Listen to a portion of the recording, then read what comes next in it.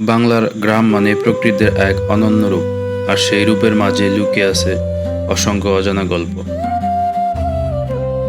আমরা এখন যে জায়গায় আছি তো এটা হলো ডগাবিল নামে পরিচিত।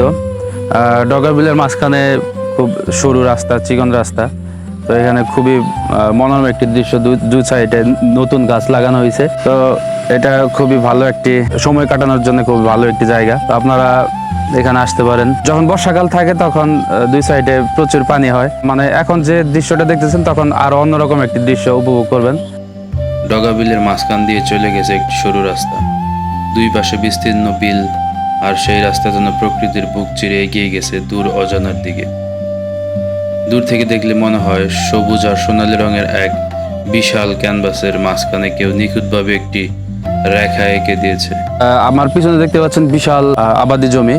তো এখানে কিছুদিন আগেও কিন্তু ছিল, ধান ছিল সোনালী রঙের। তো এখন কিন্তু আপনারা দেখতে পাচ্ছেন এখানে কোনো ধান নেই, একদম সাদা মাঠ। কিছুদিন পর দেখবেন যে এই মাঠটি একদম পানিতে ভরে গেছে।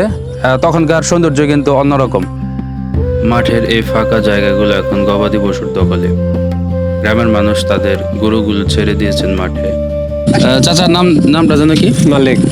আপনাদের এলাকায় না? এলাকায় আপনি কি কৃষি কাজ করেন নাকি? কৃষি কাজ করি। এইখানে কি শুধু ধানের আবাদি হয় নাকি আরো কোনো কিছু? ধান হয় আর সরিষা হয়।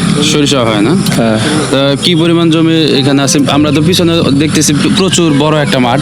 তো এখানে কি পরিমাণ জমি আছে এটা কি আপনার জানা আছে? অনেক জমি আছে, এটা তো পুরাটা বিল, ডগা বিল, অনেক জায়গা।